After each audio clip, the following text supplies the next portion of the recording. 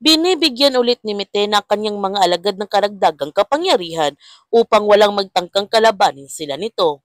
Kaya natatakot na nga sina Tukman at Mantok nung mas lalong makapangyarihan ang mga alagad ni Metena. Siguradong magiging mas malupit na sila sa mga ikantado ngayon at nananalangin naman sila na sana dumating na si Terra para iligtas sila nito mula sa kalupitan ni Metena. Nasaksihan naman ni Akiro ang paglabas ng kapangyarihan ni Terra nung nakikipaglaban ito.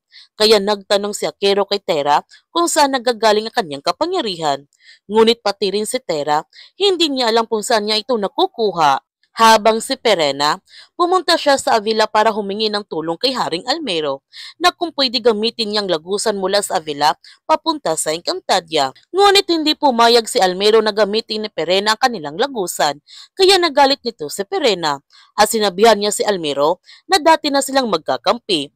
Ngunit kung ito ipagkakait sa kanya, maaari rin siyang maging kaaway nito mula sa mga mulawin. Papayag kaya si Almero sa kahilingan na Perena? Yan ang ating abangan sa Encantadia Chronicles Sangre.